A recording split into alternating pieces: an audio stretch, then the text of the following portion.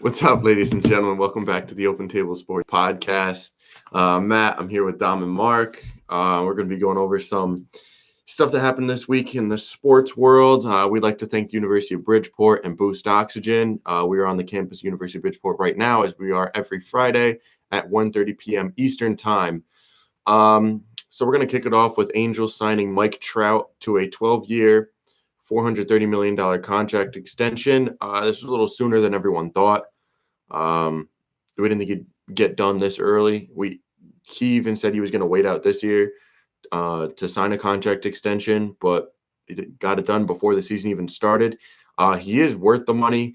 Mark, what do you think about this since we haven't seen you in a while? I mean, I've been saying for a long time that Mike Trout is the only player in baseball worth over 300 mil deal.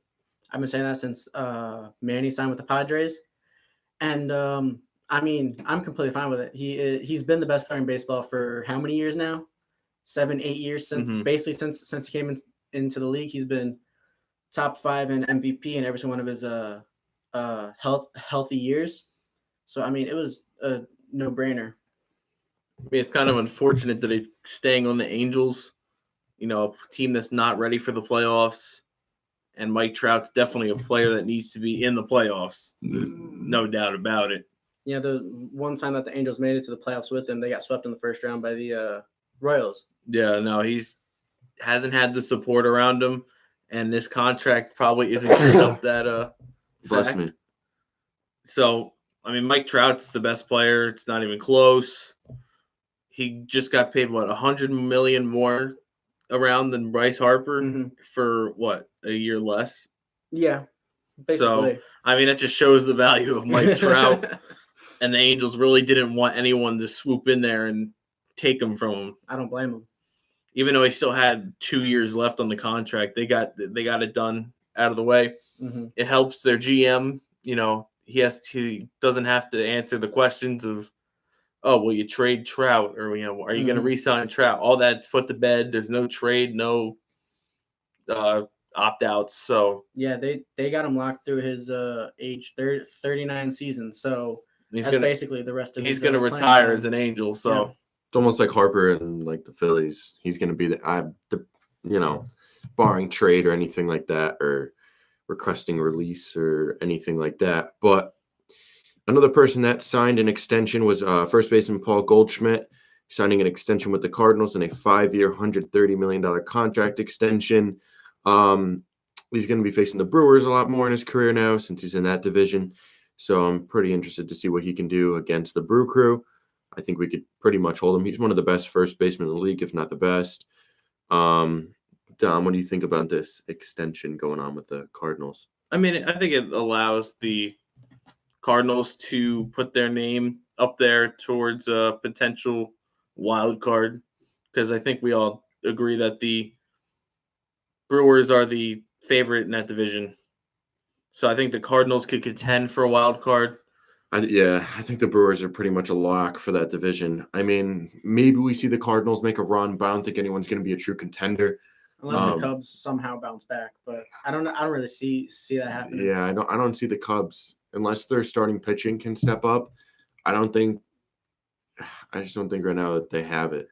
Especially their infield is great, but other than that, they really lack power. Yeah, no, it's just about right.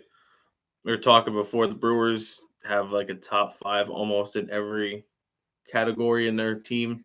Yeah, top 5 catcher. I think they have a top 10 infield, but whatever. They have top 10 starting pitching. They were top 5 in starting pitching last year. Outfield's definitely going to be top 5 this year. Yelich, Braun, Kane. I think great defensively and great offensively. Their bullpen, it's probably the best in the league, if not maybe the Yankees have the best one. Yeah.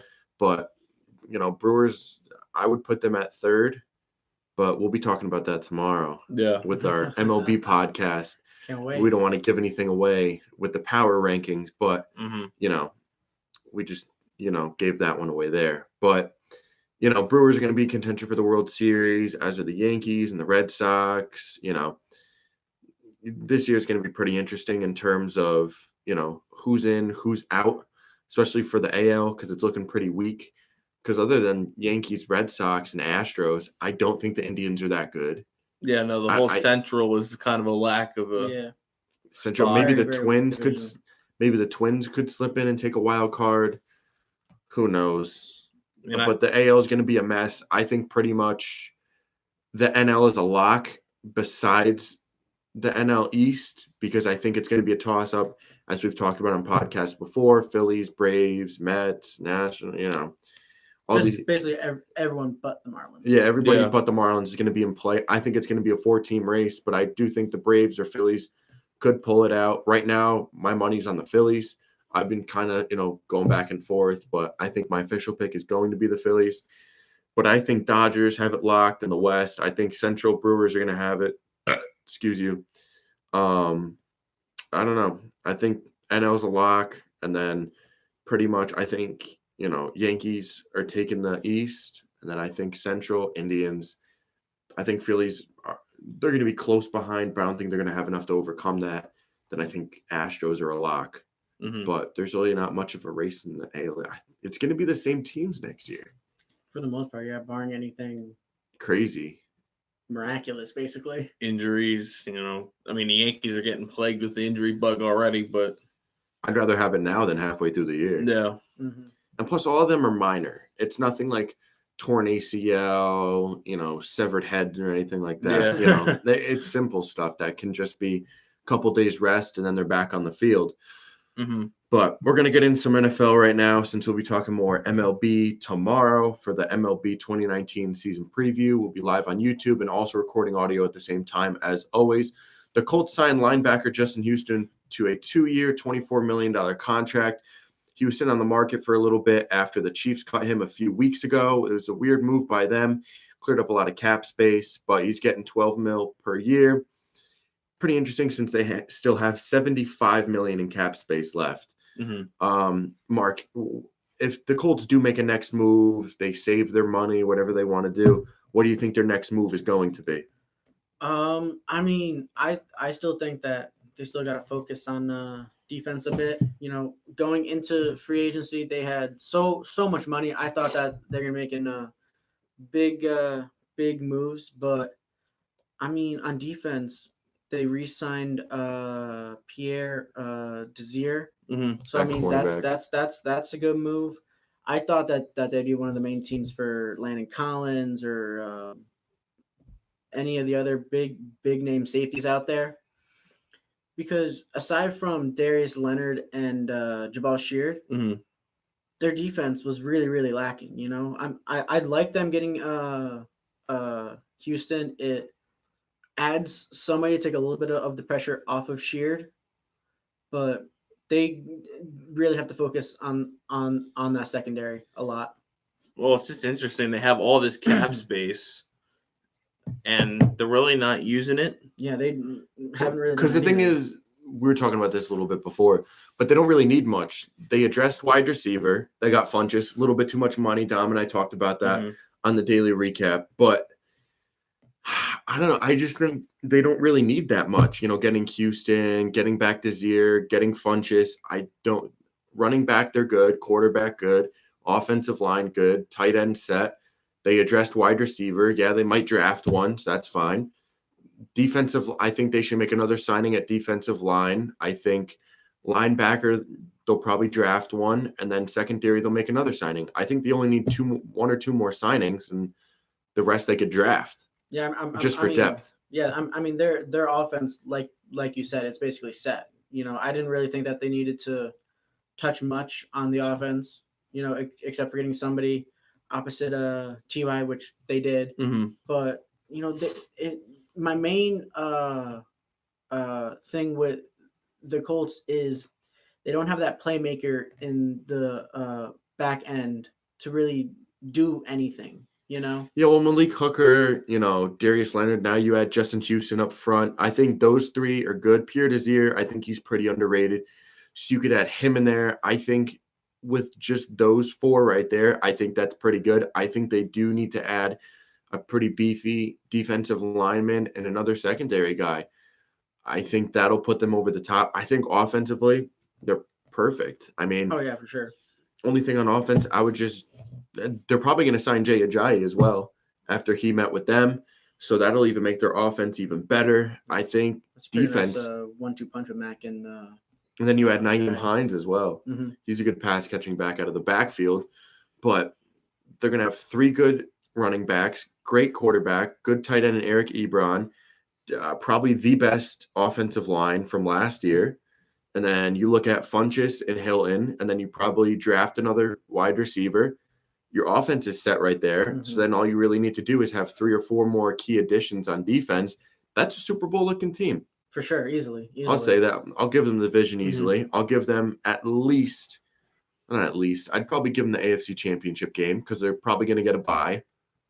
So, I mean, if they could just handle, the Chiefs or the Patriots. not the Chiefs. The Chiefs are still going to win the West. I just don't think the Chargers have With the talent. who? With who? I think Mahomes just elevates the level of everyone on that offense. Mm-hmm. I think he's one of those quarterbacks that elevates that whole offense. All right, so now we're talking about the Chiefs. We're going to talk next about the Tyreek Hill situation. So, Chiefs don't have a defense. They didn't really have a defense last year either. But now it's even worse. But I think the offense just overpowers the defense. Mm-hmm. I think the offense is just set up for shootouts. Yeah, it gets to the point where if your offense can put up so many points, it puts so much pressure on the other team to keep scoring points that they're just going to mess up on their own. And you don't need a good defense to be able to win games like that. Yeah. I don't know. But when you face a Chargers team twice a year where we have top 10 defense and a top 10 offense, that's going to be tough because, you can get into a shootout with us, but also our defense can hold you.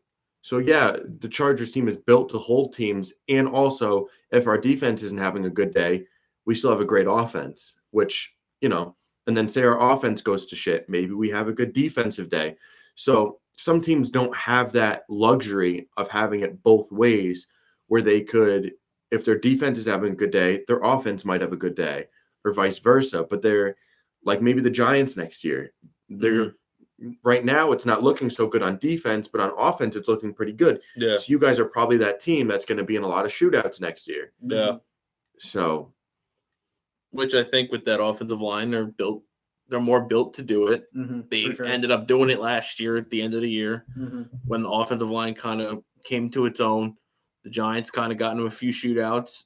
Granted, they lost the last 2, but they're going to draft. And again, like we've been saying, the draft is going to determine the Giants' fate for the season. Oh, yeah, easily. The Giants go from the laughingstock of the NFL to winning the NFC East. I think it's very possible. I think if they draft right, I think the NFC East is theirs. Redskins, no. Eagles, no. I think their only contenders are just the Cowboys, but they have to draft great. If they draft Metcalf at 6, I think their draft is done from there. Easily. Because if you're drafting Here's what I found on the web for if they drop Metcalf. Oh, Siri. Siri taking over, joining the podcast. We're going to get sued now because Siri appeared on a podcast. But I think if they draft Metcalf at 6, I think they're pretty much screwed. I think at 6, if Jonah Williams is there, pick him. I think if they don't pick him, I just think I have a feeling that the Giants are going to pick stupid. Chargers are sitting at 28. I'm hoping we can get Dexter Lawrence at 28. Hopefully he could fall to us. I think he might get snatched up early, but we'll see. There's a lot of players out there. Even though we're at 28, there's still depth, especially for what we need at O-tackle, defensive tackle, linebacker. We only need 3 positions. So, we're not really that desperate. If Gettleman with the 6th pick, as much as I'd like an offensive tackle, it's not our number one need. If he doesn't get somebody on defense with that 6th pick, I don't know what he's doing. That's barring, the only other thing that I can maybe see him doing at 6 is a quarterback. But at this point, I don't even know if they're going to do that either. Worst comes to worst. Quarterback, they're set for this year. Mm-hmm. And if they really needed to, they could bring back Eli Manning for a year or 2 after that. It's not ideal. Again, always an option. This year is a deciding year for Mhm. Eli Manning because he's going to have an offensive line. Yep. For the first time. In Granted, they don't damn get near a injured. decade. So if Eli can step up and make All right, we're supposed to be talking about the Tyreek Hill situation. So Tyreek Hill, is he going to get released? We don't know. Is there enough evidence right now? No. If he does get released, Dom, are the Chiefs basically done for next year? I wouldn't say done. Maybe they slip to a wild card, but I wouldn't say they're done. Even with Hill, I don't think they're going to get if he doesn't get a suspension for this, I mean, yeah, there's like no evidence. Yeah, people say, "Oh, there's not enough," whatever. Don't tell that to the Cowboys fan. They went up in flames when Kareem Hunt got 8 games, and they're like, "Oh, well, Kareem Hunt, there was evidence he got 8 games," but then Ezekiel Elliott gets 6 for no evidence. So I mean, that's what I'm saying. I think he should at least get 6. I think he should at least get 4, at Mhm. least 4. But I think I would slap him at like 6. But I don't. If there is evidence of him breaking his own son's arm, I think he should be banned from the league. There's no way you could be in the league and breaking your 3-year-old son's arm when the police have been to the house on multiple occasions for the same exact thing, especially when he punched his pregnant wife months ago, and the league still did nothing about that. And also him being on the Chiefs with the same thing with Kareem Hunt.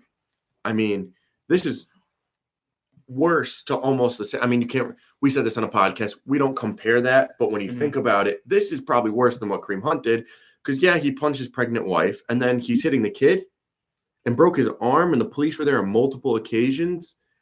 I don't know. This just doesn't look that good.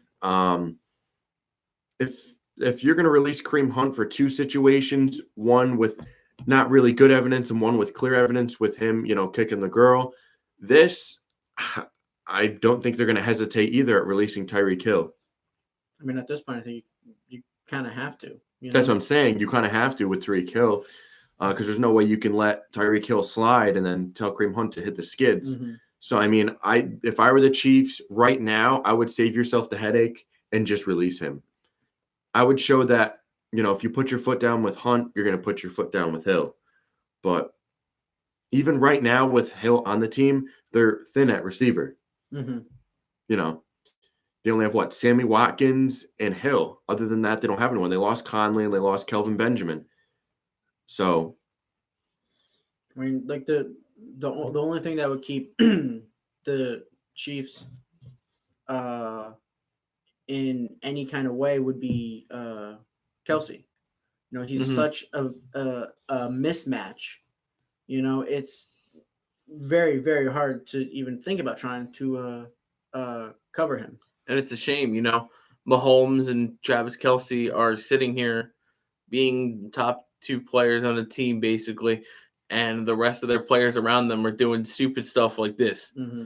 And it's just unfortunate because you think Kareem Hunt doesn't do what he did, and, Kareem Hunt doesn't get released from the Chiefs. They got him. They could have potentially been in the Super Bowl. They would have been. I think they would have been in the Super Bowl. It would have been close. I think they would have beat the Patriots, and and I think they would have beaten the Rams if they would have played them. But the Chiefs players just do stupid things, and it's just killing the team.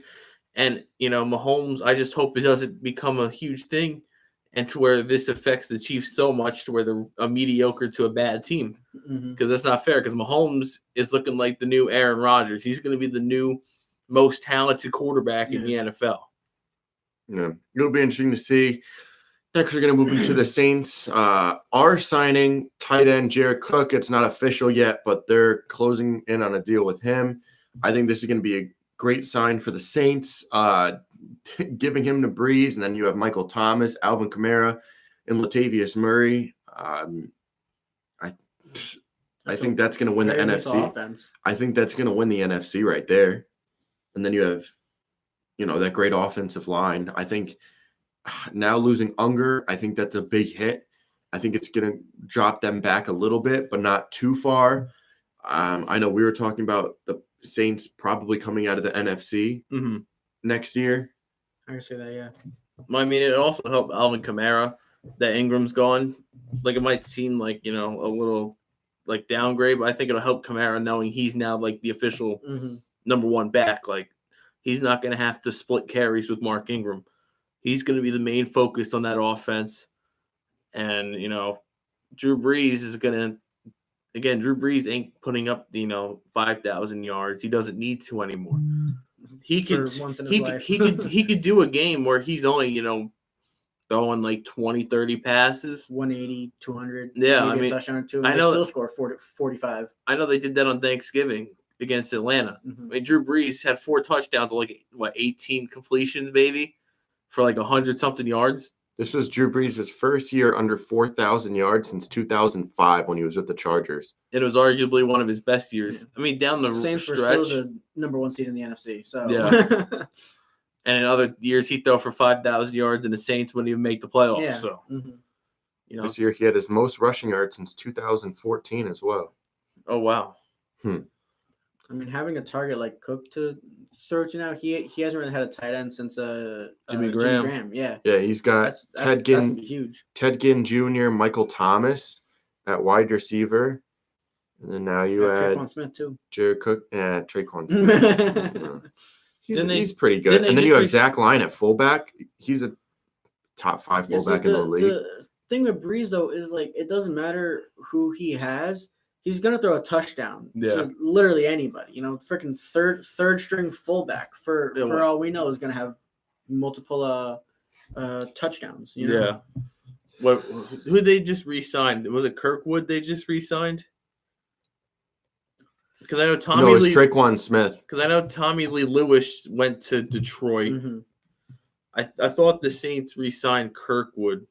I feel like because let me check that. He was another one of those like receivers you never heard of, and I mean Drew Brees got him a few touchdowns, and now you know his name. So while we're looking up for that, we're going to go into the updated NHL playoff outlook. We're going to pass this one over to Dom. We're going to get a more concrete look at the NHL playoffs right now because we only have 3 weeks left of regular season, so we don't have that much.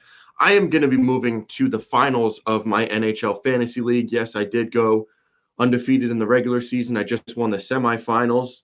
It's going to be official on Sunday, but I'm up by 100 against this guy, and there's only Friday, Saturday, Sunday left. So I am killing this guy right now. But, yeah, I'm going to the finals, and I'm probably going to win that as well. I'm going to go 24-0, undefeated, straight through. And I'm in both my championships for both my basketball leagues as well. I'm up by 500 in both leagues. Damn. Well, you just I'm balling. Well, you just can't lose in the final. I know. But I've done that before, though. I'm basically guaranteed to win at least one of the 3. Why not 3 out of the 3? I know. No, but in one of my basketball leagues, there's another guy that's undefeated. Really? Yeah, he's undefeated, and his team is awful. Like, I get people will say, like, oh, he's undefeated. But, like, when you look at his team, it literally does not look like it could go undefeated. If you showed me that team before the season, I would look at it, and I would tell you, and you said this team's going to go undefeated at the end of the year, I would tell you, you're crazy. Just straight up, you're crazy. Those are, like, kind of like the best seasons when you don't necessarily go for the biggest names, but just the best players, Oh, yeah. When I drafted the most satisfying feeling. When I drafted my hockey team, I already knew it was bound for greatness. All right, so we're gonna get into the NHL right now. Dom, you could take us away. All right, we'll start with the West like we usually do because it's the weaker conference. We'll start with Calgary and San Jose. They both clinched playoff spots, and there's one team right now mathematically eliminated. And that being the LA Kings. Yeah, I don't really care. Anaheim's not too far from that mark. Granted, they are still only 9 points out, 4.5 games out of the playoffs, and they are the second worst team in the West. That just shows how poor the West is. Just to reference the West to the East, the last team in the West has 78 points, which is the Arizona Coyotes. And the last place team in the East is Montreal with 85. When you go to The Pacific, you got Vegas at 89 points. They'll clinch here soon. So Vegas will make it in the playoffs again. Will they do what they did last year? Probably not. It's just too stout in the West to be doing that. I mean, you go to the Central, I think Winnipeg, Nashville, and St. Louis will hold their own. They'll make it to the playoffs. Dallas, I think they'll get one of the wild cards. Arizona, Colorado, and Minnesota all separated by 1 point. I think that's a toss-up. I'm going to give the slight edge to Arizona. I think they've played pretty well, and I think they're going to come through and take the second wild card spot. Now we go on to the East.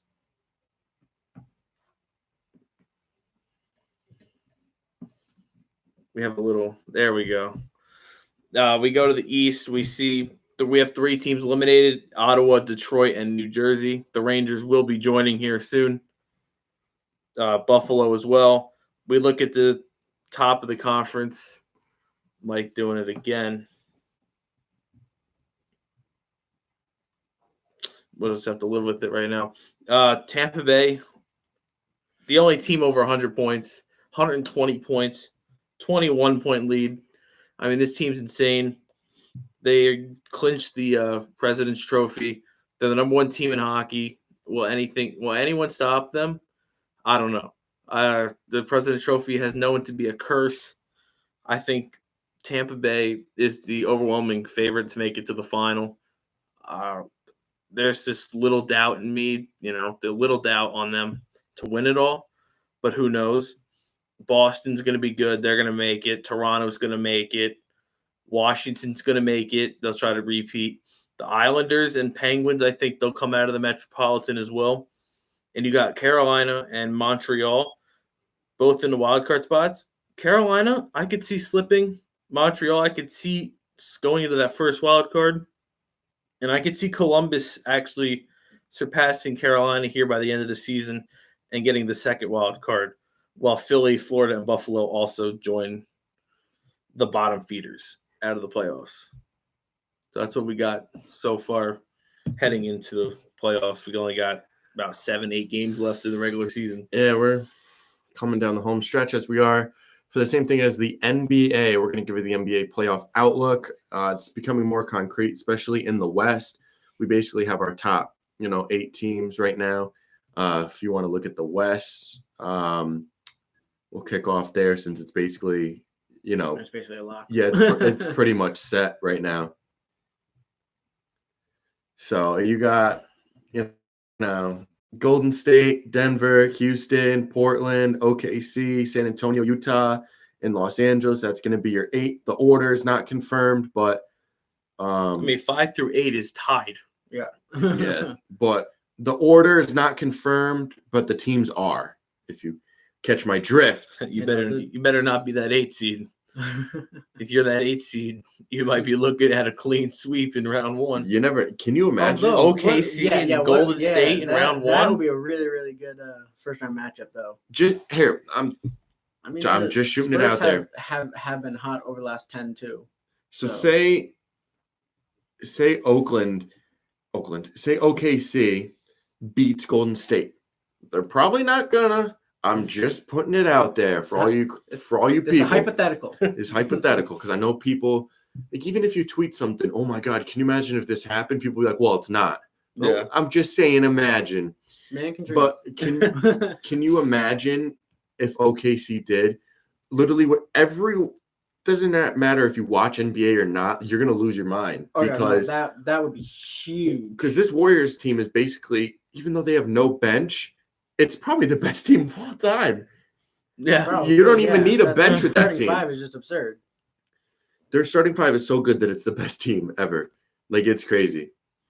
I don't know, but obviously I've said before, I'm not watching NBA this year. Warriors are obviously going to win. If any other team wins, everyone's going to be shocked. I mean, I don't know. I can't see the Warriors losing, but technical difficulties. Oh, we're almost getting it. Oh, no. Try the middle one. Try the chord itself. Oh, there it is. There it is. All right, we're good.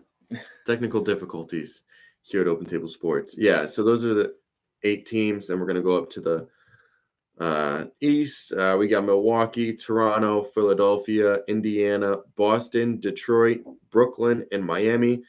Now, we're still in the mix. I mean, it's a toss-up between Miami and Orlando for the last team in, but I think it's going to be one of those teams. It's just crazy that they're leading their conference, or, well, their division. And Miami has a 493 win percentage, and they're first place in the Southeast. Not even a 500 record. They're not even That's 500. the East for you. Yeah, it's crazy. But, yeah, the orders, they have 3 teams clinched there in the East, and then they have 2 teams clinched in the West. So we're starting to get I think after this weekend, we're going to be getting more teams clinching and more, of a concrete look at what's going to be going on as terms of seeding and who's playing who for the playoffs. But it's going to be interesting to see who gets that 4 seed between Indiana and Boston. That's going to be a little bit of a race. Also, Toronto is only 2 games behind Milwaukee for that top seed. I don't know. Pacers and Boston, that's going to be an interesting first-round matchup. I mean, that seeding's important because that's home for the first round. Yeah. Because, I mean, it looks like as of right now, they're going to play each other in the first round. It's just a matter of who's got those first 2 games at home and a game 7 at home if it goes that far. That's big. And the Knicks are still in contention, by the way. Oh, yeah, the Knicks looking good. Number 1 pick, looking more and more likely. Yeah, we're only, 22 games out of the playoffs. We could do it. I think. Even though there's less than 22 games left. 22 with Actually, only 21 and a half. 21 and a half. 21 and a half with 10 games left. I think it's realistic. I mean, the Knicks are 3 games behind the Suns, which is very important.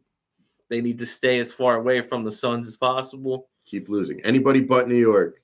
But, the Knicks want to beat the Lakers. So. Yeah. Lakers will be out by the end of tonight with the loss. Yeah, if they lose. Yeah, you're rooting for a Nets win tonight. So we're going to go into our halftime viewer mail. We got one question. We forgot to put it out again this week. Yes, we are idiots. Do you think outfielder Clint Frazier will improve for the Yankees in this upcoming season? This is from Anthony in Long Island, New York. Dom, what do you think? Well, we were talking about this earlier, how baseball players can get drafted and then not see the major leagues for years. And I think this is kind of happening with Clint Frazier. I think he wants to stay with the Yankees, but there's just no room in the outfield right now with the Yankees. You have Judge, Hicks, Gardner, Stanton. You have all these players. You can't just bring up Clint Frazier. I mean, when Gardner signed his contract, I think it'll be good enough to take him. Yeah, that was like the nail in the coffin for per Clint, se. Yeah, for Clint Frazier for this year. And I think Frazier, I mean, he's always been like in mentions of like trade packages and stuff like that for the Yankees. I think he'll get there one day, whether it's like a year or 2. But I think he's staying very committed and he's handling it pretty well. He hasn't really like shown any impatience with the team. He isn't saying, "Oh, well, you need to get me up there or trade me." So and he's done all right with his opportunities. I wouldn't say he's been stellar in the majors when he's had his opportunities up here. Because he's been in like spurts. He hasn't had a continuous stay. He's been up for a couple days, go back down. I think his longest stay was a couple months, but he hasn't really had a concrete, stay in the majors. But I think he's going to improve after some health issues.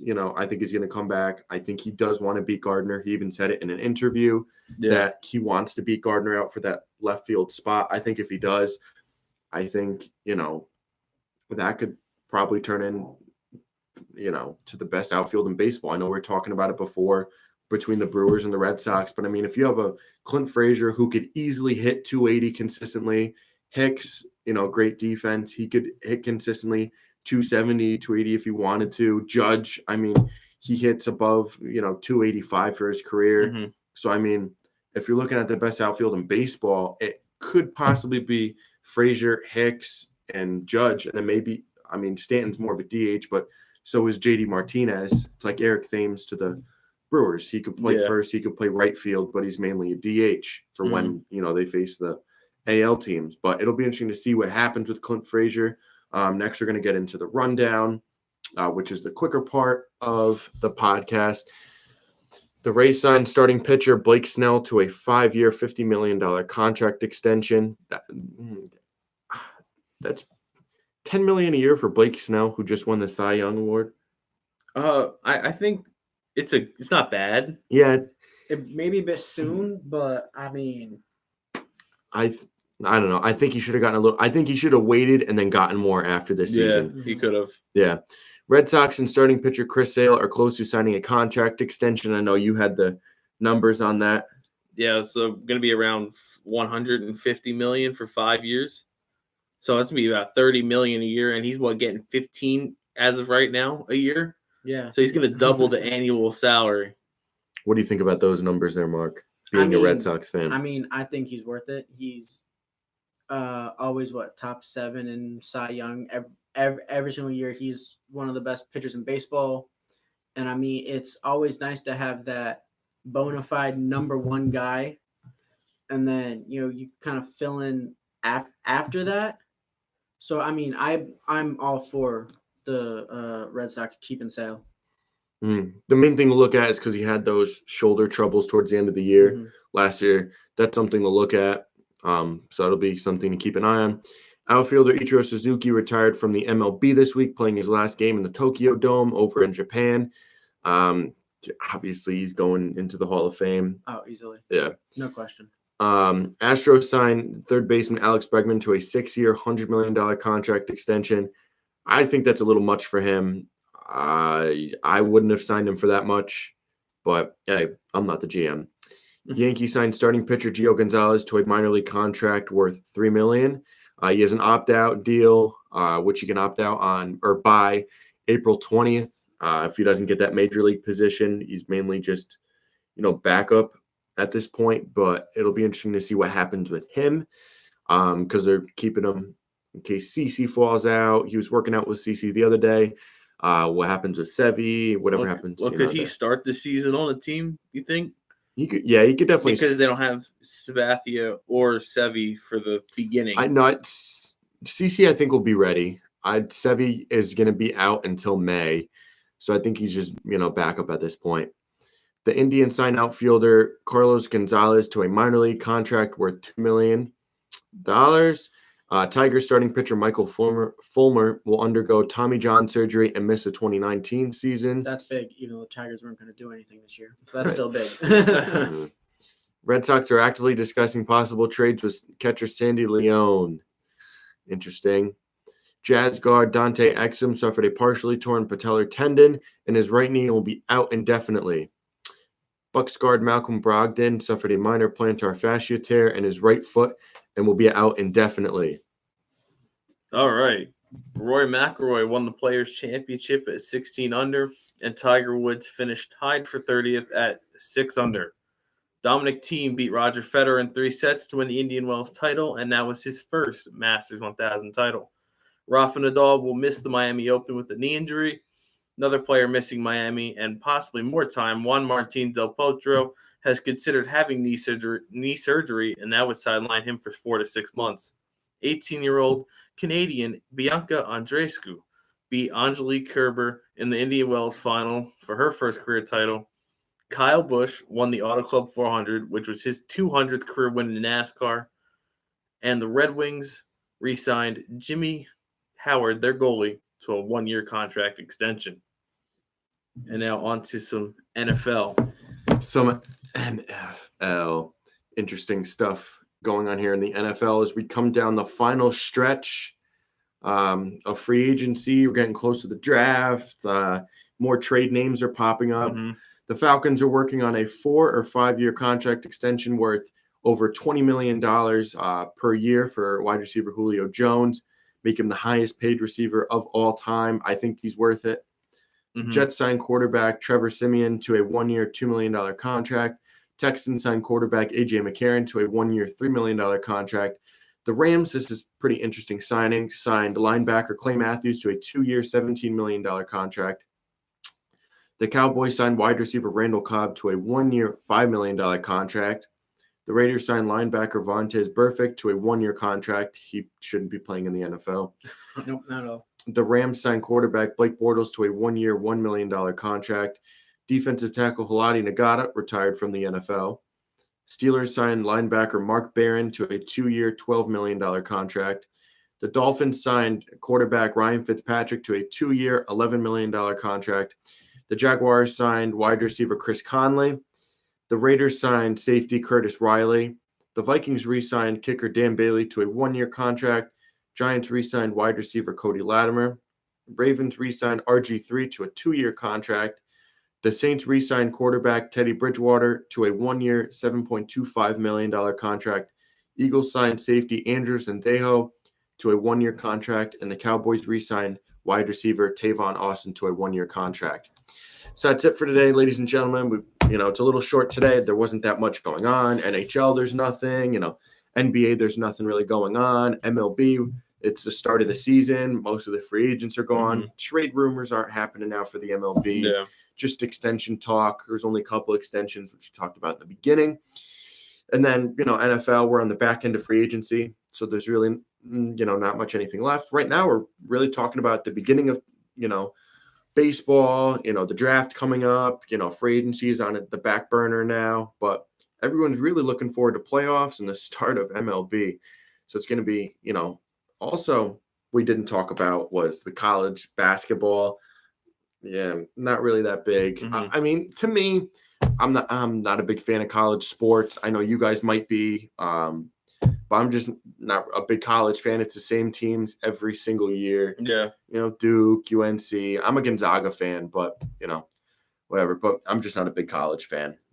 But, I'll watch my teams, but I'm not, crazy about, I don't fill out any brackets. No, I just watch UNC basketball sometimes. That's about it. I think college football is more entertaining, better than basketball. Yeah, it's better. Yeah, I'll pop in once in a while for college basketball, but it's nothing I go crazy over. Yeah. There's really not much to talk about because what are we going to talk about? Matchups? Because who knows who's going to win those? It's the upsets. I threw one bracket together and I pulled for Seton Hall to win it all, and look at what they did. They're already out. So shows what I know. I was trying to go for an upset pick and learn. I don't know. I keep your eyes on Murray State, but they're going to have to go through my Zags. So it'll be interesting to see who wins college basketball and NCAA championship. I'm pulling for the Gonzaga Bulldogs, but I don't know. Yeah. I think Duke's gonna make it. It's not even Duke. It's gonna be hard for anyone to even beat Duke. Yeah. So I think if anyone's got a shot, it's Tar Heels. Just saying. Duke and UNC. How many times they played this year? Three times. And UNC won the first two, and people are gonna say that was without Zion. But then when Zion played, UNC lost by 1 or 2 points. So even with him, it's not like Duke is going to blow out the Tar Heels. It'd be a shocker if it ain't Duke and UNC in the final. Especially in the tournament, anything can happen. So we'll see what goes on with that. Tomorrow, make sure you're watching the MLB 2019 season preview. We're going to be breaking down teams, left, right, up, down, bottom, whatever it may be.